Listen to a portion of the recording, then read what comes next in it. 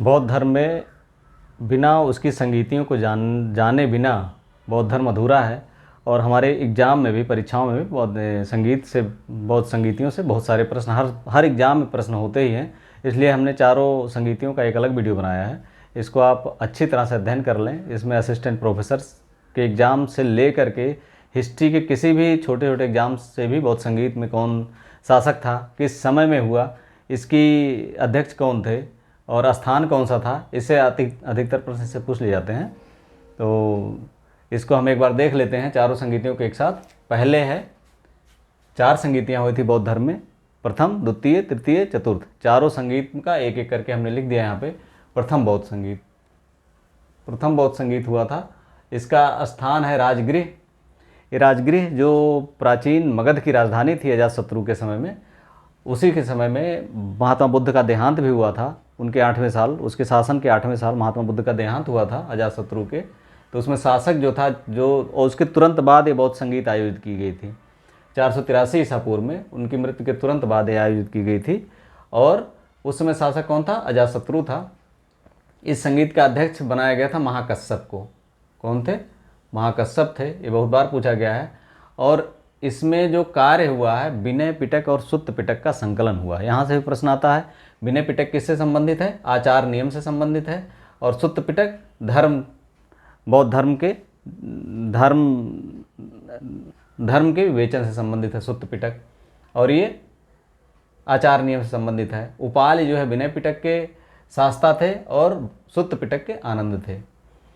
यहाँ पर भी एक और प्रश्न आता है, विनय पिटक में भाग कितने हैं? ये कई बार पूछा गया है, हालांकि ना सामान्य एग्जाम में नहीं पूछा था, असिस्टेंट प्रोफेसर में पूछा गया। ये सुत्त विभंग, खंदक और पच्चित पाद, ये 3 भाग हैं विनय पिटक के। और सुत्त पिटक के दीघ निकाय, मध्यम निकाय, संयुक्त निकाय, अंगुत्तर निकाय और खुद्दक निकाय, ये 5 भाग हैं सुत्त पिटक के। जो अंगुत्तर निकाय है, इसमें 16 महाजनपदों का विवरण भी मिलता है, हम जानते हैं कौन कौन है। दीघ निकाय, मध्यम निकाय, संयुक्त निकाय, अंगुत्तर निकाय और खुद्दक निकाय, ये 5 भाग हैं इसके।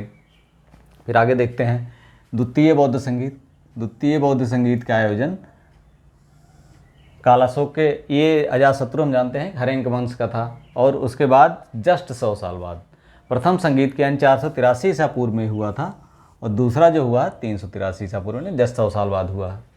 इस समय शासक जो हो गया था, कालाशोक हो गया था, शिशुनाग वंश का था। और स्थान था वैशाली, चुल्लवग, वहाँ का चुल्लवग नामक स्थान पे हुआ था वैशाली में। और इसके अध्यक्ष थे सर्वकामी या सब्बाकामी। इसमें जो महत्वपूर्ण परिवर्तन हुआ बौद्ध धर्म में, 2 भागों में विभक्त हो गया। कौन कौन से? थेरवादी और महासांघिक में विभाजित हो गया। ये थेरवादी को अस्थिवरवादी भी कहते हैं और महासांघिक को सर्वास्तिवादी कहते हैं। सर्वास्तिवादी परिवर्तन के इच्छुक थे और थेरवादी परंपरागत नियमों में विश्वास करते थे। तो इस तरह से महाकच्चायन के नेतृत्व में अस्थिवरवादी का हुए और महाकश्यप के नेतृत्व में सर्वास्तिवादी संप्रदाय का आगे विकास हुआ। अगली बौद्ध संगीत है तृतीय बौद्ध संगीत।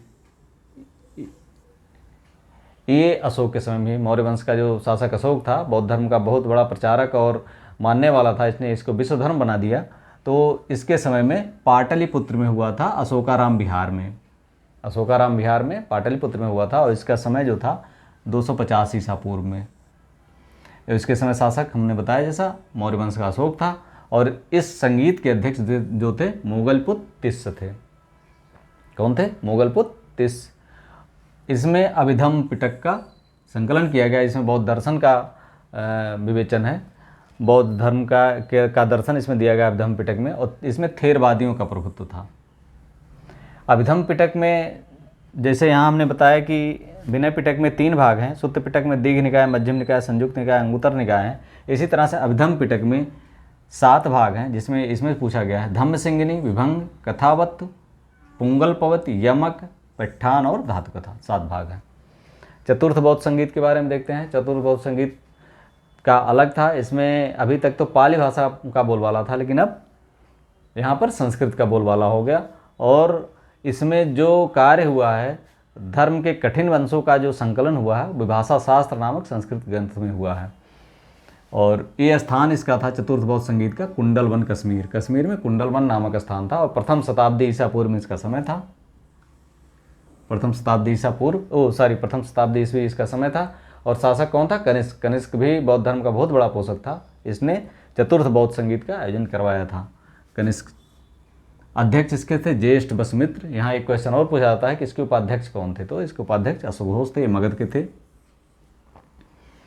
इसमें हमने बताया धर्म के कठिन अंशों का विभाषा शास्त्र में संकलन किया गया, संस्कृत में किया गया था, और इसमें हीनयान तथा महायान में स्पष्ट रूप से ये विभाजित हो गया बौद्ध धर्म, हीनयान और महायान में। यहाँ देखेंगे आप कि सेकंड में द्वितीय बौद्ध संगीत में थेरवादी और महासांघिक में विभाजन हुआ था, लेकिन यहाँ पर हीनयान और महायान में स्पष्ट रूप से विभाजित हो गया। बाद में यही दो संप्रदाय हीनयान और महायान आगे चल करके विभिन्न देशों में फैले, और इस तरह से ये 4 बौद्ध संगीतियाँ जो इम्पॉर्टेंट है, इससे आप जैसे भी जिस तरीके से आप याद करना चाहें याद कर लें, या समझना चाहें समझ लें, क्योंकि यहाँ से क्वेश्चन बार बार आते हैं। वीडियो अच्छा लगा तो like, subscribe and share. Thank you for watching.